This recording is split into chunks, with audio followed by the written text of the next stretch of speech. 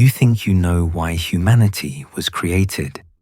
You've been told that we are God's crowning achievement, made in His divine image out of love and for a specific purpose.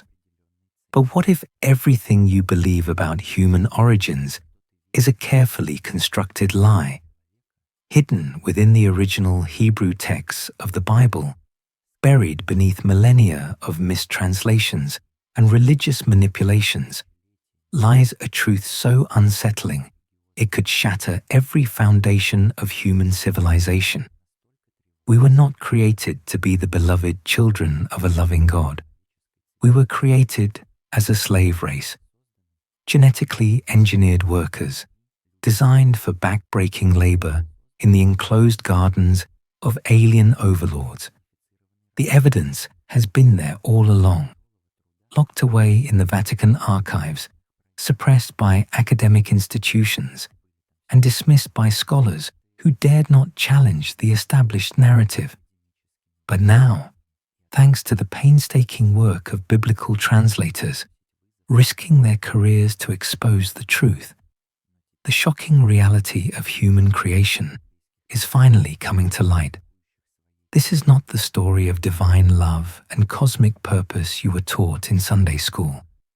It is a horrifying account of genetic manipulation, forced labor, and alien exploitation through which humanity was forged.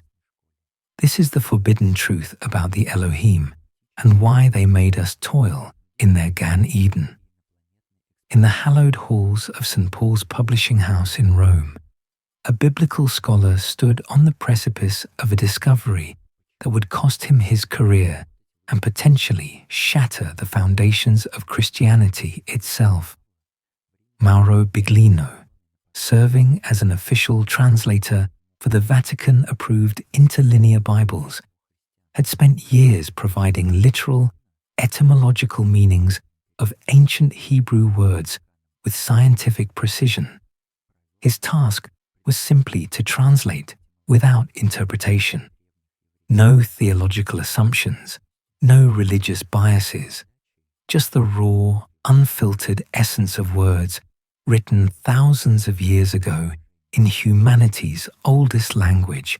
It was demanding work, requiring absolute accuracy, the kind of meticulous scholarship the Vatican demanded for its most sacred texts.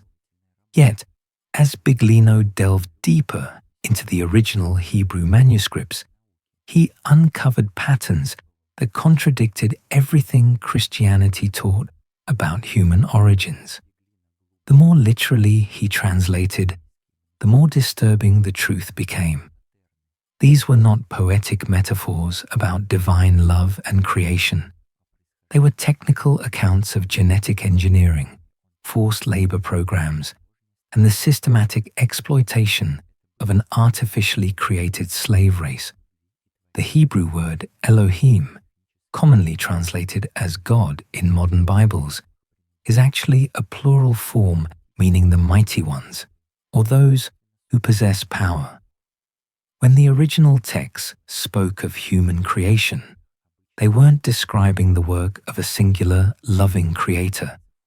They were documenting a genetic experiment conducted by multiple alien beings who needed workers for their terrestrial operations.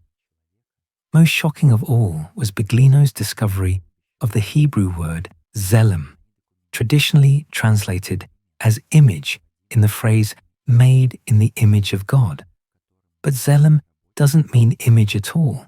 It means something cut off or something extracted. The Bible wasn't saying humans were created to resemble God. It was describing genetic material that was extracted and manipulated to create a new species. As Biglino's discoveries became known, the reaction was swift and brutal. His work was suppressed, his position terminated, and his revolutionary translations banished from Vatican publications. Why? Because he had uncovered the most dangerous secret in human history. We are not God's beloved children. We are the product of an alien genetic engineering program designed to create the perfect slave race. But Biglino was not the only scholar to stumble upon this forbidden truth. All over the world, independent researchers working with the same ancient texts were reaching identical conclusions. The evidence was irrefutable, the implications catastrophic. Humanity's true origins lay not in divine love, but in alien exploitation. The suppression of humanity's true origins extends far beyond the walls of the Vatican. Universities, museums, and research institutions around the world have for centuries systematically worked to maintain the fiction that ancient texts are purely mythological in nature, while a particular collection of myths, the Bible, is treated as historical truth.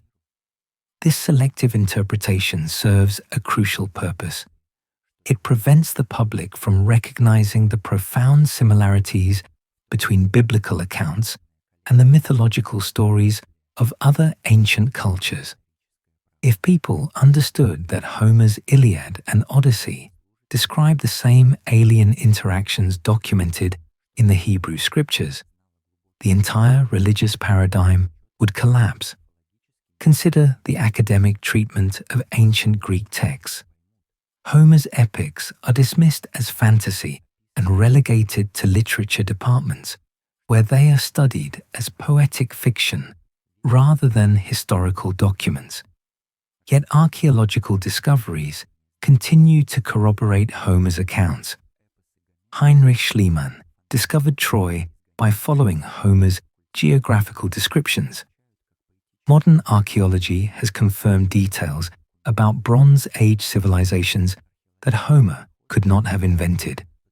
As the French Hellenist Paul-Louis Courier noted, Homer is absolutely historical. The same archaeological rigor that validates Homer's accounts should logically be applied to his descriptions of divine beings, advanced technology, and interactions between gods and mortals. But academic institutions refuse to make that connection because it would expose the alien nature of both Greek and Hebrew narratives. The conspiracy becomes even more apparent when we examine the treatment of parallel accounts. When the Bible describes Yahweh traveling in fiery clouds, it's accepted as a divine manifestation. When Homer describes gods traveling in similar aerial vehicles, it's dismissed as poetic metaphor. When the Hebrew texts speak of divine beings mating with human women, it's interpreted as spiritual allegory. When the Greek texts describe identical interactions, they are labeled as primitive mythology. This double standard is not accidental. It is a carefully maintained academic protocol designed to prevent the recognition of a global pattern of alien contact in antiquity. Religious authorities and academic institutions work together to ensure that each culture's accounts remain isolated, thereby preventing the public from recognizing the larger pattern that would expose humanity's true origins. The stakes could not be higher. As Professor Schaap of Brown University has noted, who controls the past, controls the present, and plans the future. By maintaining the fiction that ancient texts are either unique religious revelations or primitive mythology, the powers that be prevent humanity from understanding our true history and our true connection to the beings that created us. But the evidence cannot be locked away forever. Independent scholars, free from institutional constraints, are finally connecting the dots between cultures, languages, and accounts. The truth about human creation is emerging from the fragments of suppressed knowledge, and it is more disturbing than anyone could have imagined. The key to understanding humanity's true origins lies not in grand theological interpretations, but in the precise meaning of individual words preserved in ancient languages. If we set aside centuries of religious translations and examine the original terms used to describe human creation, a shocking technical account emerges. The Hebrew word zelem provides the most compelling evidence. In the phrase, God created man in his image, it is commonly translated as image. However, the word derives from the root zalam, meaning to cut off or extract. Hebrew dictionaries confirm that the original meaning of zelem refers to something cut off or separated from a larger whole. This is not a poetic metaphor. It is a technical term describing the extraction and manipulation of genes. When the Bible says humans were created, B'Tselem Elohim, with the Zelem of the Elohim, it is documenting the use of genetic material extracted from the Elohim to create a new species. We were not created to resemble our creators. We were genetically engineered from our creators. Parallel terminology in the Greek text corroborates this interpretation. The word theoi, the gods, was originally not a noun, but an adjective describing a function. As Plato explains, theoi derives from thein, meaning to throw upwards or run quickly to the sky. It described beings capable of aerial travel, exactly what we would expect from an alien species. Even more telling is the Greek word anio, used in Homer's Odyssey to describe the relationship of the Phoenicians to the gods. Rather than simply meaning close to the gods, anio indicates an actual familial closeness, blood relation. The Phoenician king who sheltered Odysseus was literally the son of Nausicaa, who in turn was the son of Poseidon. This was not metaphorical divine favor. It was a documented hybrid lineage. The Hebrew Bible contains identical references to genetic mixing between alien beings and humans. Genesis 6 states explicitly, "There were giants in the earth in those days, and also after that, when the sons of the Elohim came in unto the daughters of men, and they bare children to them. The same became mighty men, which were of old, men of renown." This passage describes ongoing interbreeding between the Elohim and human women, resulting in hybrid offspring described as giants or heroes. The terminology is identical to Homer's accounts of divine human unions that produced outstanding individuals with superhuman abilities. The correspondence extends beyond Hebrew and Greek to Sumerian texts, which contain the most detailed accounts of genetic manipulation. Sumerian tablets describe the process through which the ANUNNAKI, who came from the sky to earth, created humans through genetic engineering, combining their own essence with terrestrial biological material. Academic translations of these Sumerian texts, published by respected institutions and translated by scholars like Kramer and Heidel, contain shocking technical details about the creation process. The Anunnaki explicitly state their intention to slay all the gods, that from their blood humanity may be produced. The term blood here refers to genetic material, biological essence, extracted from one group of beings to create another. This was not a one-time creation event, but an ongoing program of genetic manipulation and hybrid breeding designed to produce workers capable of performing tasks too arduous for the alien beings. Linguistic evidence from multiple languages and cultures documents the same systematic program of species creation through advanced biotechnology. The clearest description of human genetic engineering comes not from the Bible, but from Sumerian cuneiform tablets predating the Hebrew scriptures by millennia. These texts, translated by mainstream scholars and published by major universities, contain technical details about human creation that read more like a modern genetics textbook than ancient mythology. a key text published by the University of Pennsylvania and translated by renowned Sumerologists like Kramer and Heidel, describes a conference of Anunnaki leaders where they discuss what to do about the labor shortage on Earth. The conversation, recorded in chilling detail, reveals a calculated decision to create a slave race through genetic manipulation. Enlil, identified as one of two sons of the ruler of the Anunnaki Empire, addresses the assembly. What shall we do now? What shall we now create, O Anunna, you great gods? What shall we now do? The great gods who are sitting there, and the Anunna, who decree the fate, answered Enlil altogether.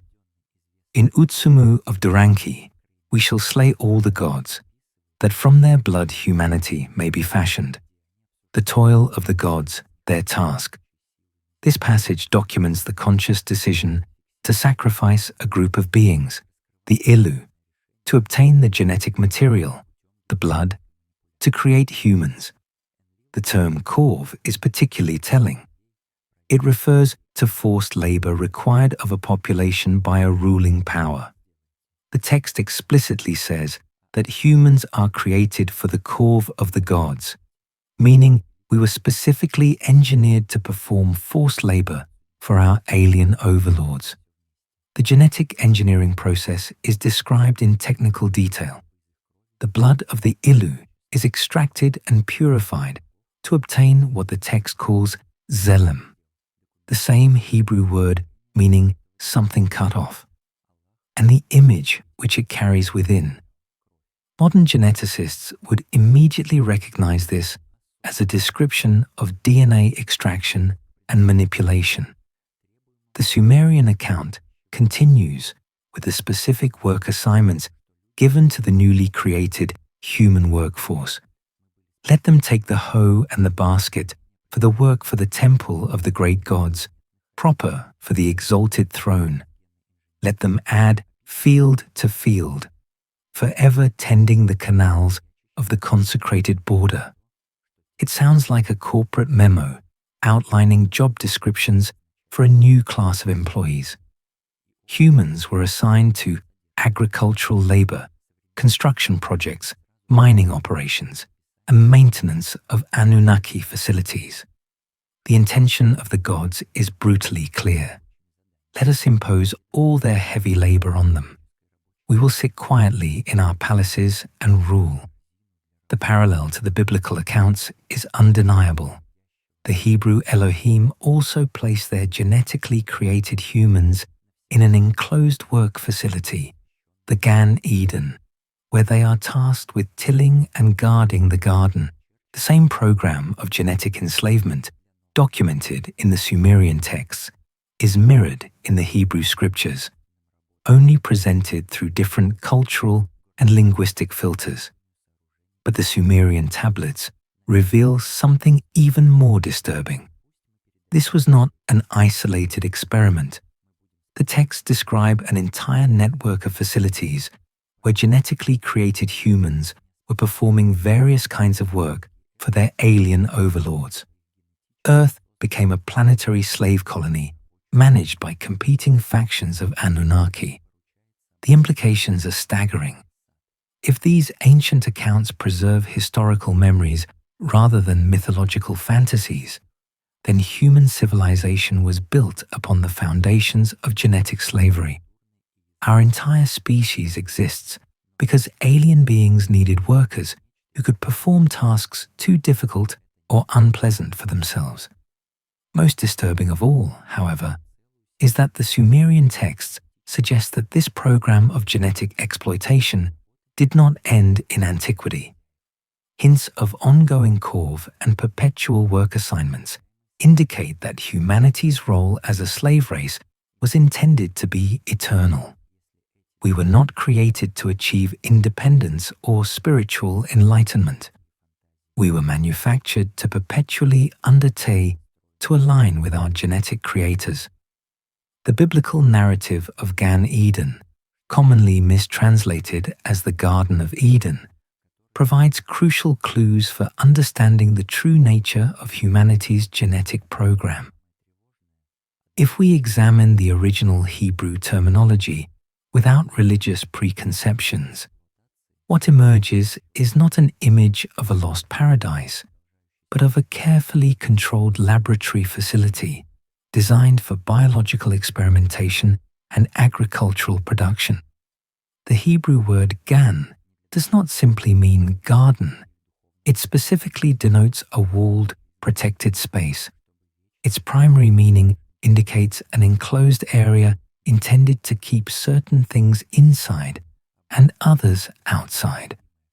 Thus, it was not a natural paradise, but a constructed installation with controlled access and security measures.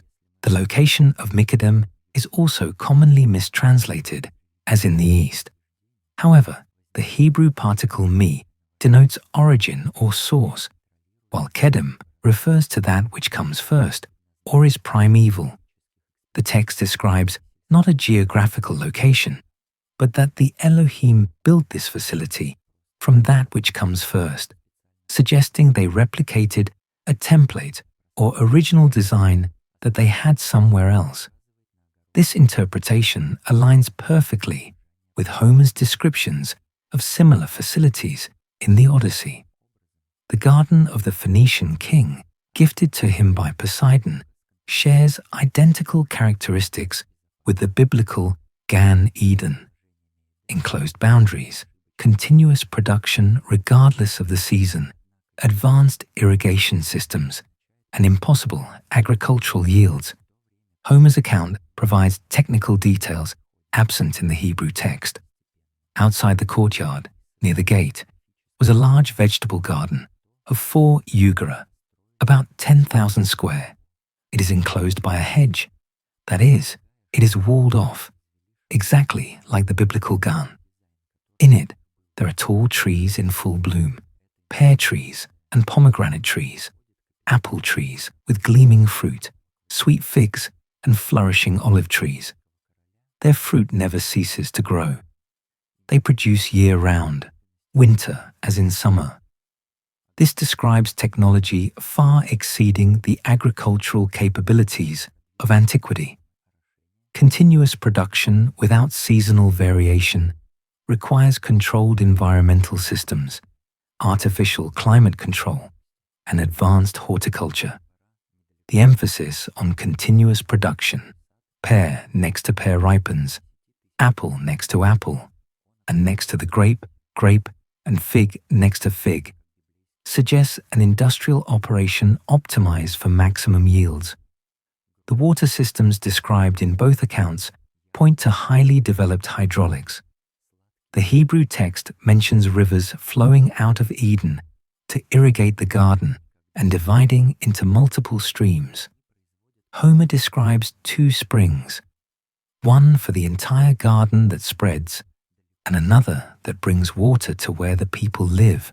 These are not natural water sources, but engineered irrigation systems with controlled distribution networks.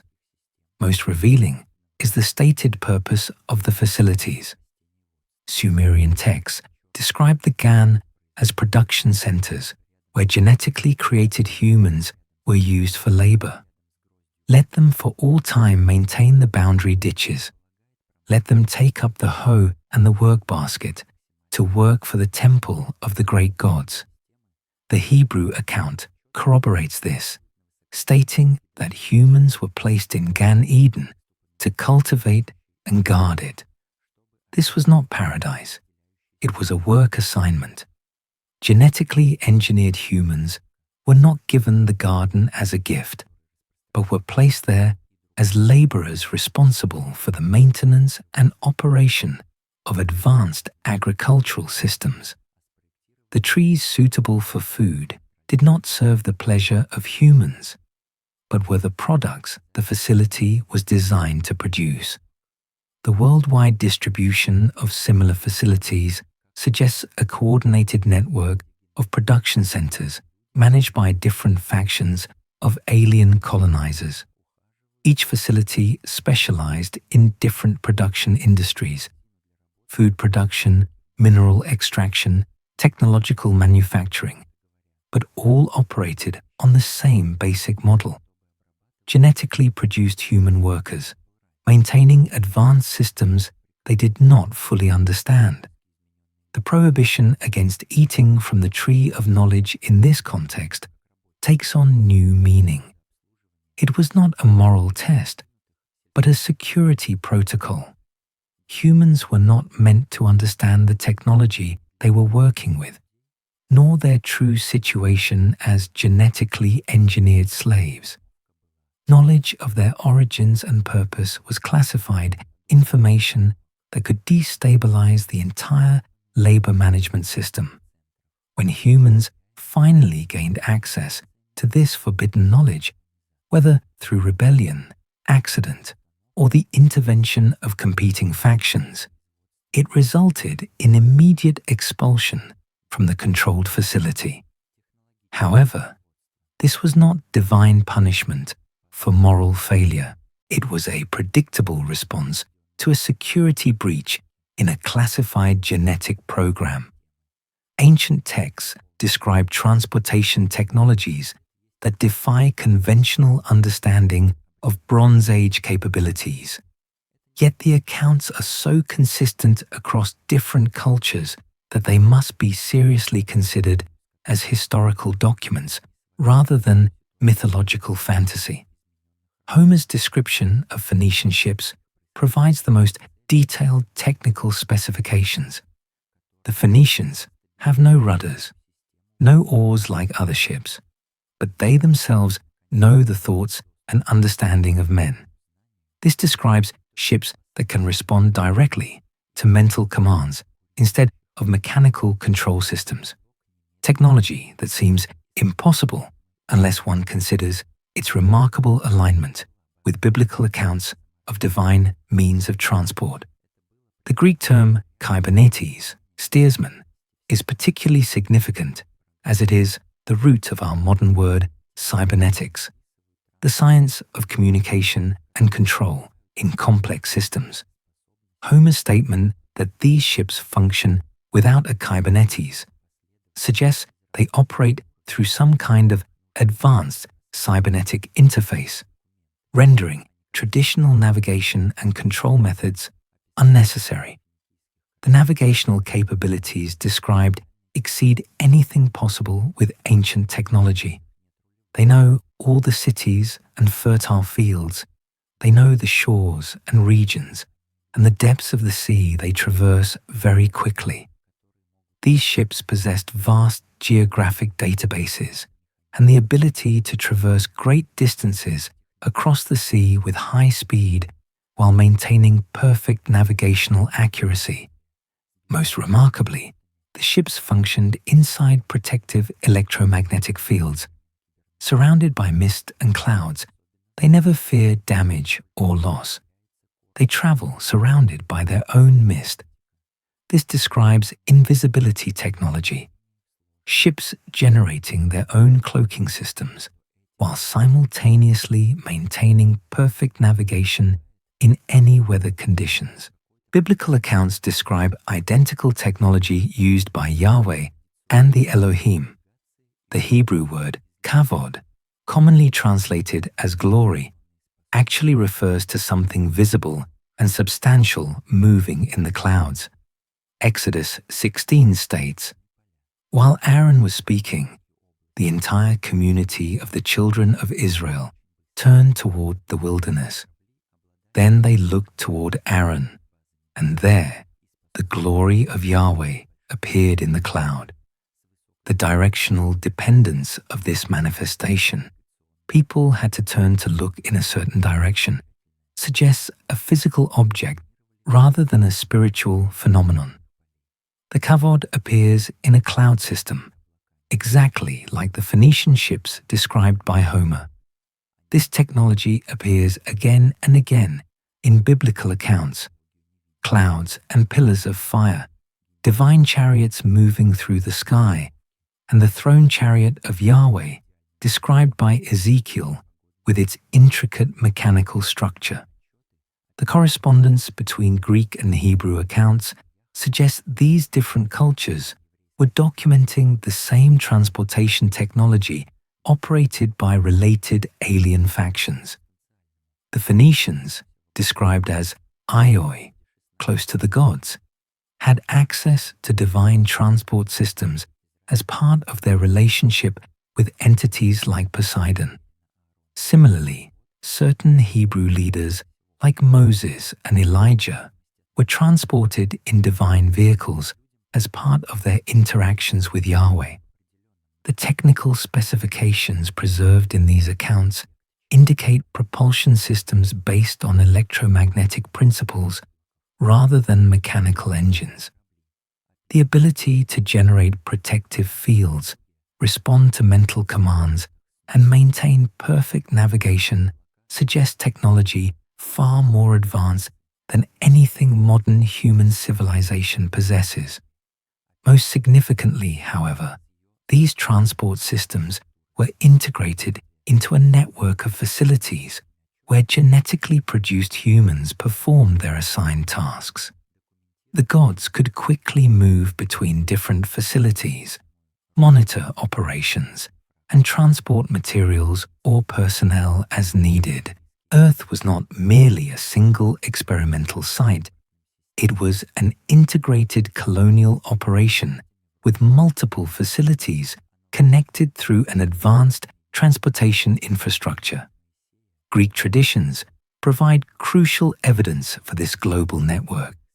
The term anio, used to describe the Phoenicians' relationship to their gods, does not simply mean close to divine, but indicates actual blood kinship through a documented genetic lineage.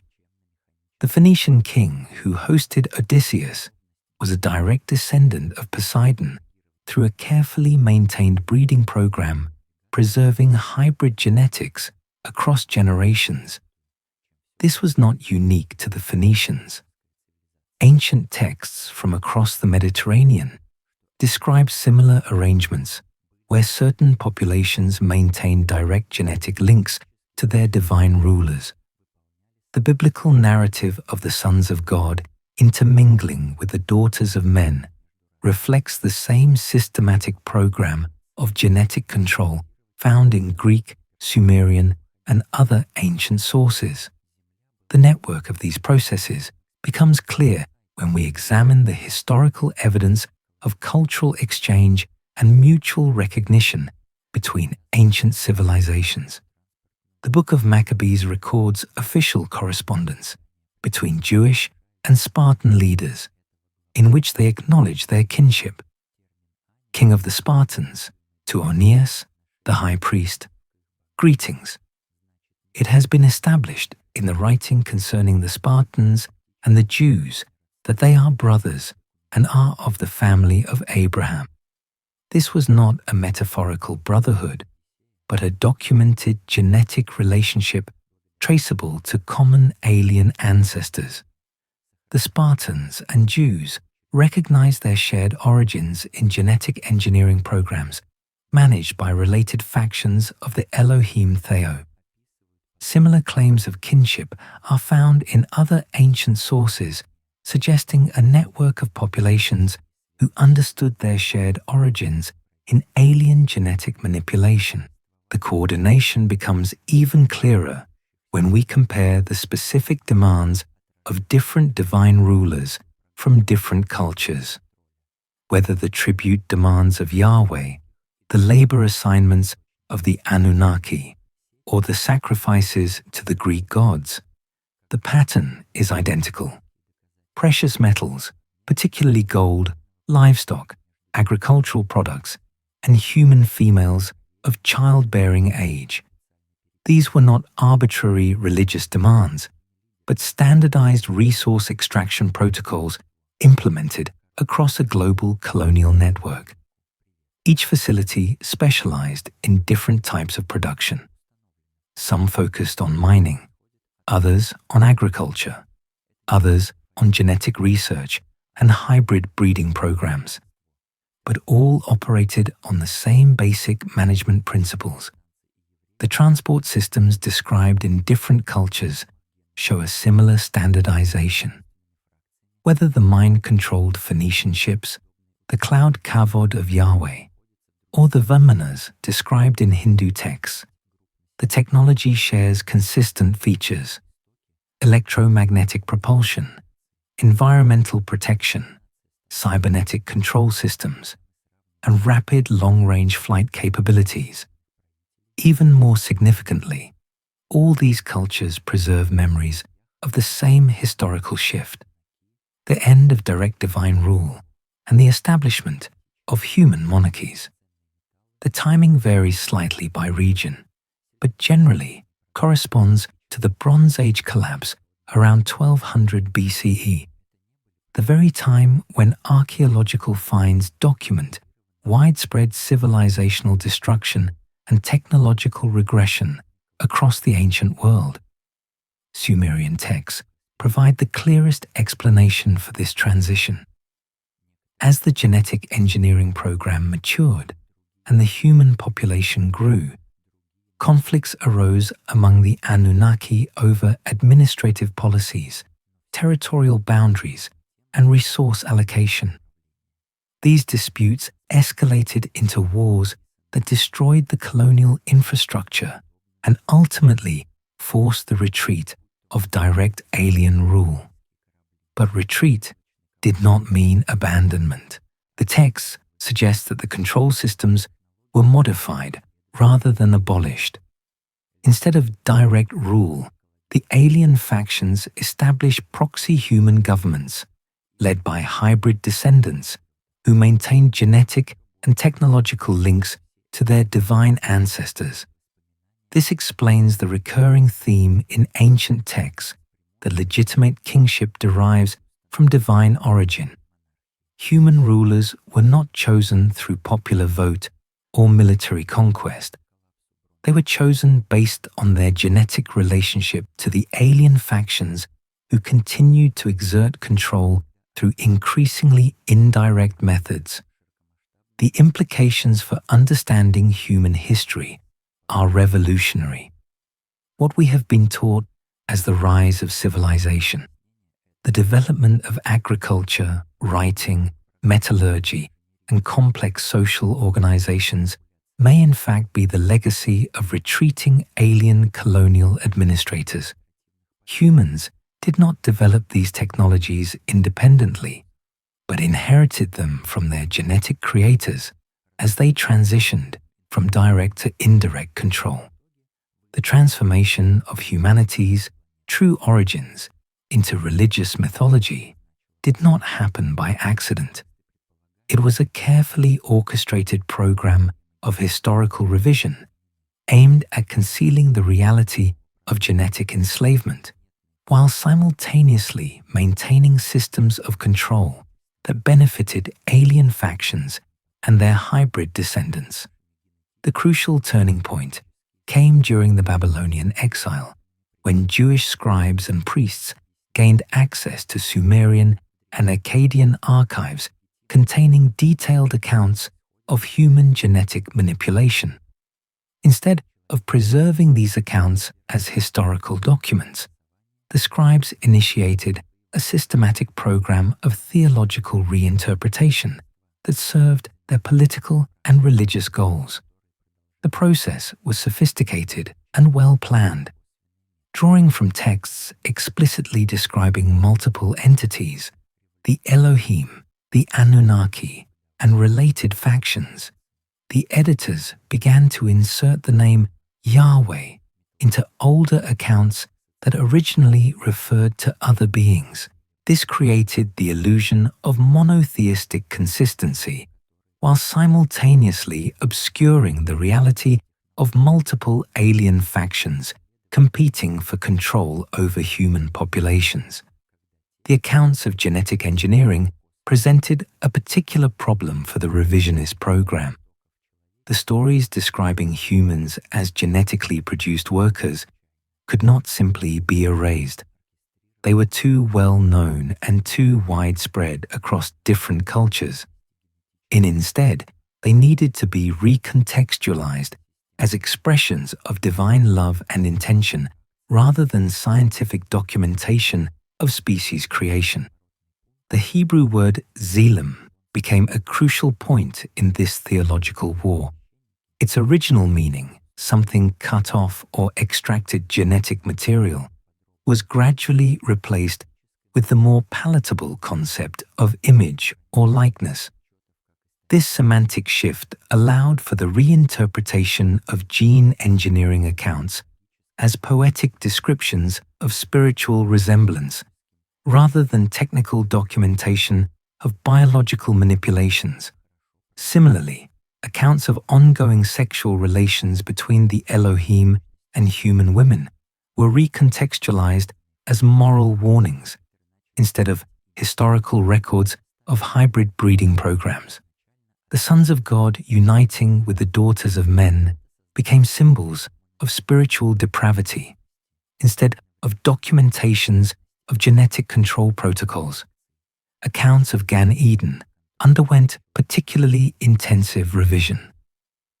The original function of these installations as controlled agricultural laboratories managed by genetically created workers had to be transformed into a story about paradise, innocence, and moral testing. The prohibition of access to certain knowledge, originally a safety protocol to prevent worker rebellion, was reinterpreted as a divine test of obedience. The program of revisionism, however, faced a fundamental problem. The source material was too explicit and too widespread to be completely concealed. Sumerian, Greek, Egyptian, and other cultural accounts contained parallel versions of the same events that could not be edited simultaneously. The solution was to create artificial distinctions between sacred and mythological texts. The Bible was elevated to a unique sacred status, while parallel accounts from other cultures were systematically relegated to the category of mythology or folklore. This prevented people from recognizing the global consistency of the accounts and their common historical basis in alien contact and genetic manipulation. Academic institutions became unwitting accomplices in this deception, reinforcing the artificial separation between religious studies and comparative mythology. Biblical accounts were studied in theological faculties as historical truth, while identical accounts from other cultures were studied in literary faculties as primitive fiction. This institutional segregation prevented scholars from recognizing the obvious parallels and drawing appropriate conclusions about their common historical basis. The success of this program was so complete that even today, most people fail to recognize the obvious connections between the biblical creation narratives and the stories of gene engineering preserved in other ancient sources. Theological reinterpretation has become so deeply ingrained in cultural consciousness that the original technical meaning of the text remains invisible to most readers. But the evidence remains preserved in the original language and terminology for those willing to examine them without religious bias. Hebrew words still carry their original meanings. Sumerian tablets still contain their explicit descriptions of genetic manipulation. Greek accounts still document the same alien interactions, using parallel terminology and consistent technical details. The greatest tragedy is that this deception has prevented humanity from understanding our true origins and our true potential. Instead of seeing ourselves as products of advanced gene engineering with abilities far exceeding our current understanding, we have been taught to see ourselves as fallen beings in need of salvation through external authorities. The truth is far more liberating and far more disturbing. We are the descendants of genetically modified slaves, but we carry the genetic heritage of our alien creators within us. The same advanced abilities that made us useful as workers also give us the power to overcome our original programming and achieve independence from our genetic masters. The withdrawal of direct alien rule did not eliminate the systems of control established during the era of gene engineering. Instead, it necessitated more sophisticated methods of indirect management to maintain resource extraction and behavioral control without the increasingly autonomous human population noticing. Hybrid bloodlines created over millennia through interbreeding between alien entities and selected human females became key to maintaining control. These genetic lines, carefully preserved through dynastic marriages and selective breeding programs, retained enhanced abilities and direct channels of communication with their alien ancestors. Ancient texts document this transition explicitly. The Sumerian king list asserts that kingship descended from heaven and contains detailed genealogies tracing royal lines back to specific Anunnaki beings.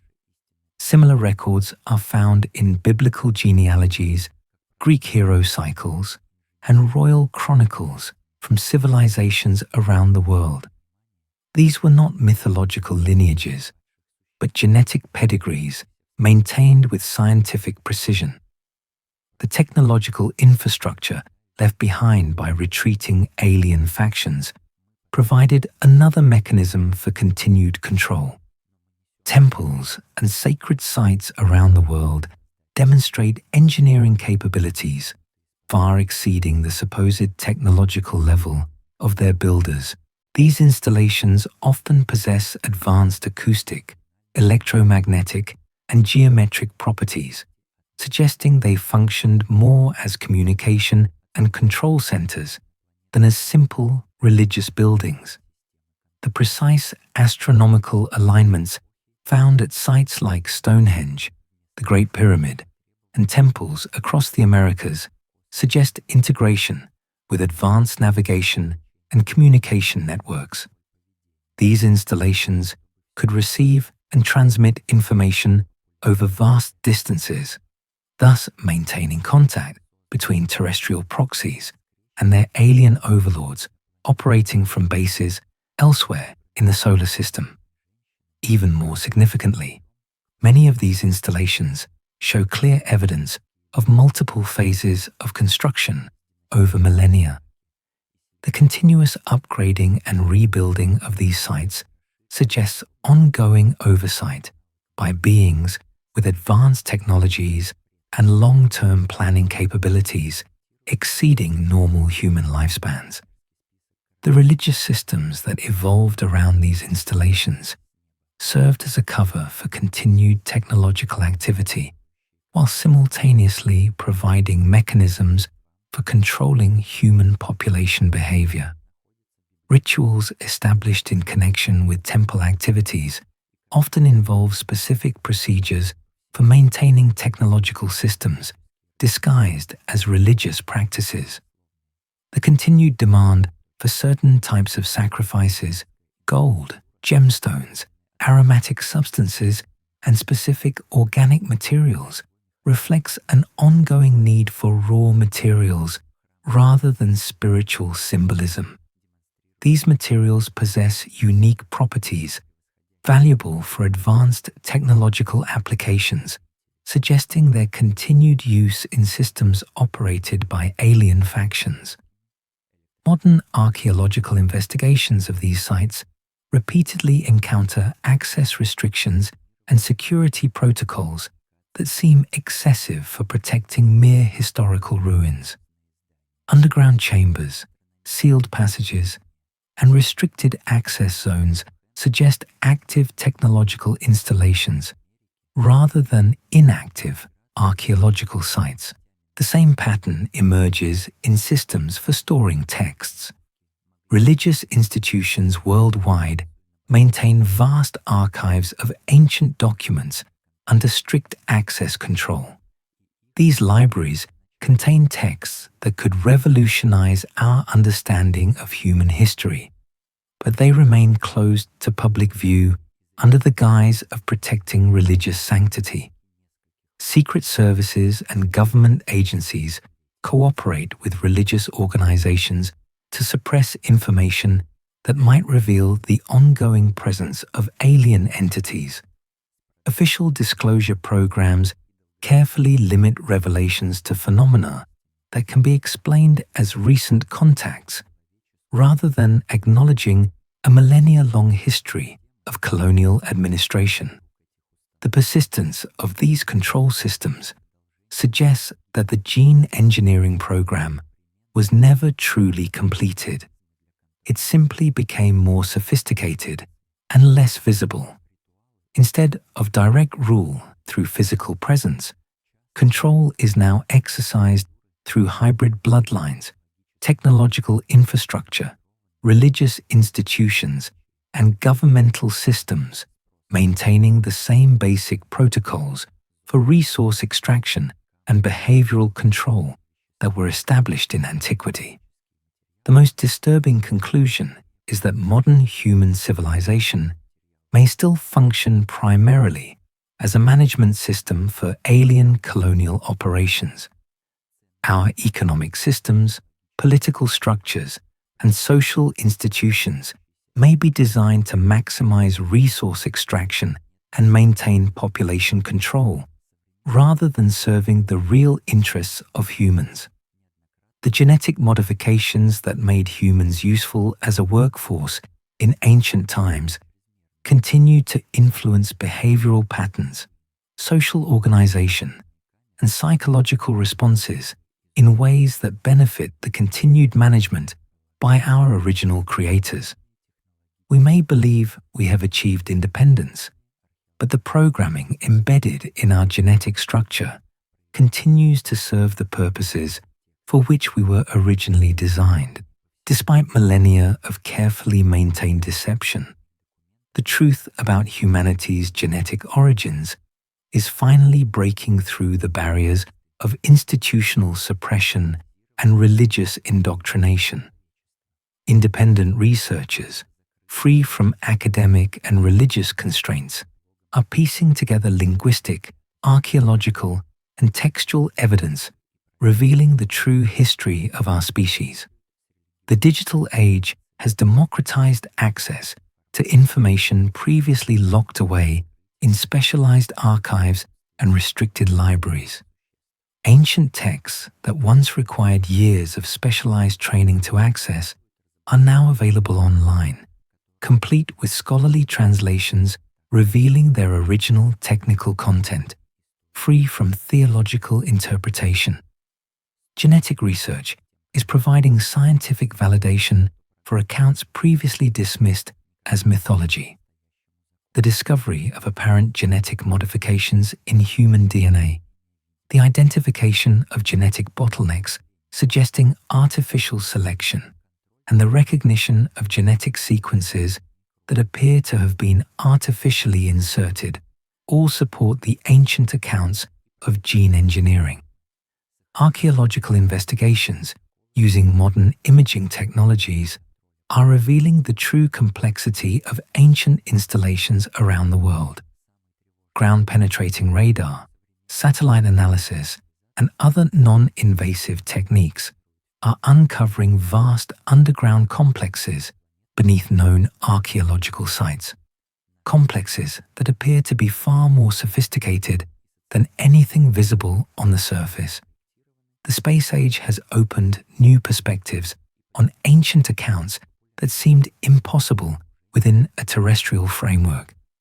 Descriptions of aerial travel, cosmic geography, and interplanetary communication, once purely fanciful, now read as primitive attempts to document advanced aviation and space technology and interstellar civilizations.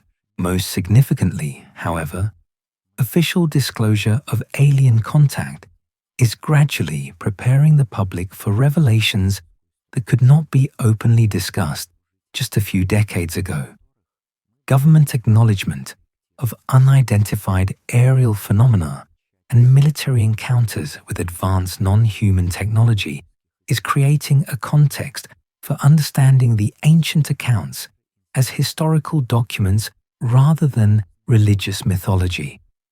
The convergence of evidence from multiple sources, linguistic analysis, genetic research, archaeological discoveries, and modern contact accounts is providing irrefutable proof of the reality of long-term alien involvement in human affairs. Ancient accounts are being validated by modern science, not disproven. But perhaps most importantly, more and more people are recognizing the psychological and spiritual implications of understanding our true origins.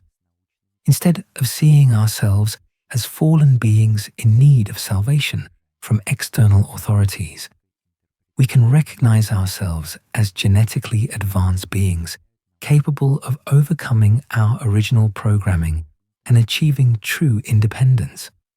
The genetic heritage we carry from our alien creators includes abilities far exceeding current human exploitation. The same advanced genetics that made us valuable as workers give us the potential for expanded consciousness, enhanced abilities, and direct access to information and skills that our rulers have tried to suppress for millennia. Understanding our origins as genetically modified beings does not diminish human dignity. It reveals our true potential. We are not random products of blind evolution or fallen creatures condemned by divine judgment. We are highly advanced biotechnology, carrying within our genetic structure the capabilities of an advanced cosmic civilization. The challenge now is to learn how to access and utilize these abilities while circumventing the control systems designed precisely to prevent this awakening.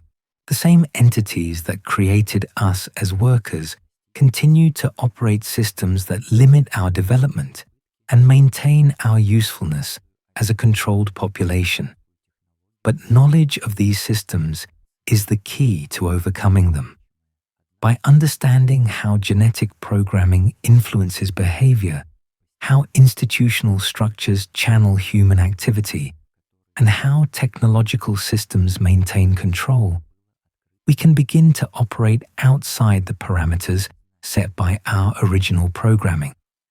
The ancient promise, preserved in prophetic texts, that humans will someday become like gods, may in fact be a genetic prophecy rather than a spiritual metaphor. The abilities embedded in our genetic structure by our alien creators include the potential for capacities that would seem godlike by modern human standards. The question is whether we will recognize and develop these abilities before our genetic creators return to reassert direct control over their biological property. Ancient texts suggest they intend to return. Modern evidence suggests they may never have left. The decision of how we respond is up to us, but only if we understand who we really are and who we can become. Ancient texts from various cultures contain remarkably consistent prophecies about the return of genetic creators, suggesting that these predictions were not wishful thinking, but factual schedules provided by alien entities before their withdrawal from direct rule.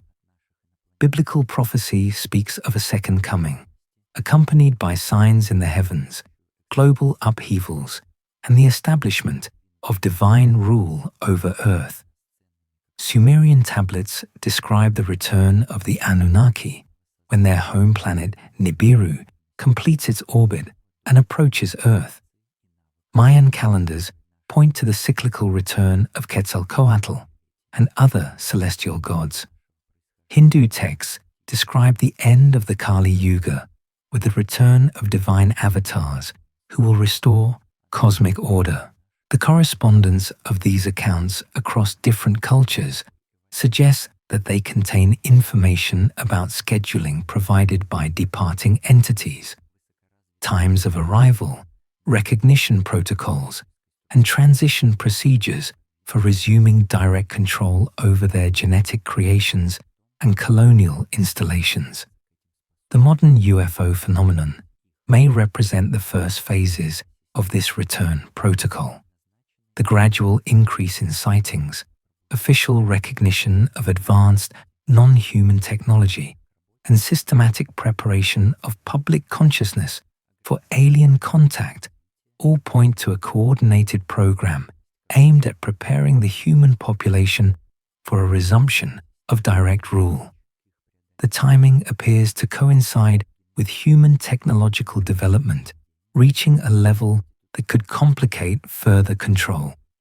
Nuclear weapons, space travel, genetic engineering, and artificial intelligence represent capabilities potentially threatening the control systems established by our genetic creators.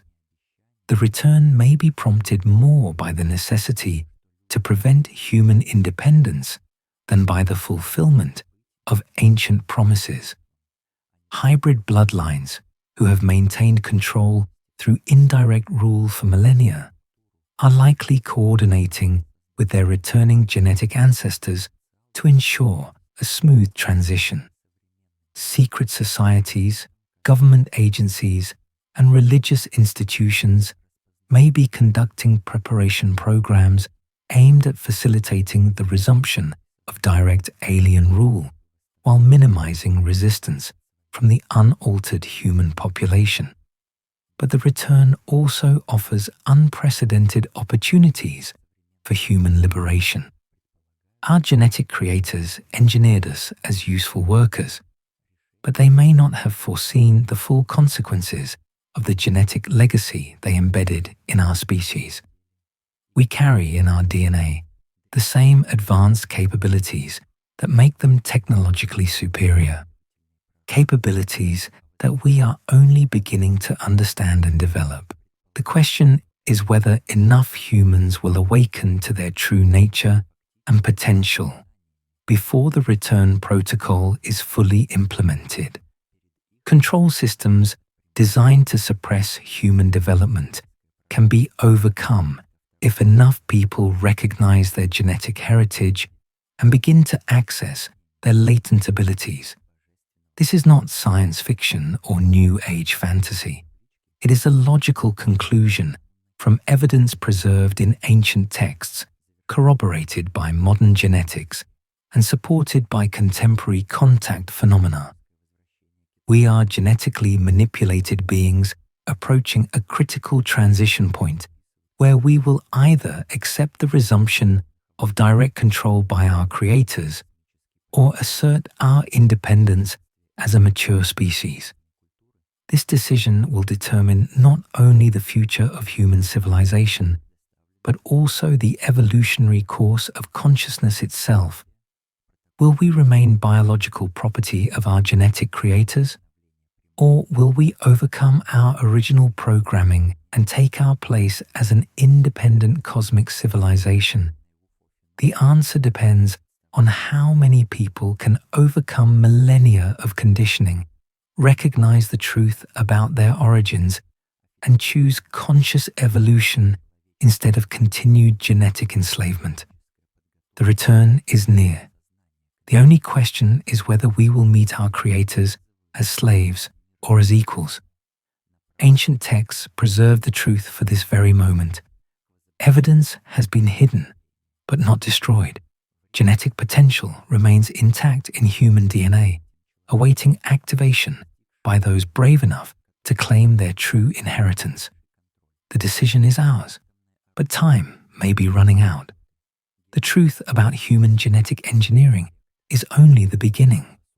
To understand the full scope of the alien agenda and prepare for what is to come, we must delve deeper into the evidence they have tried to conceal. The next revelation awaits those who are ready to face the ultimate reality of human existence.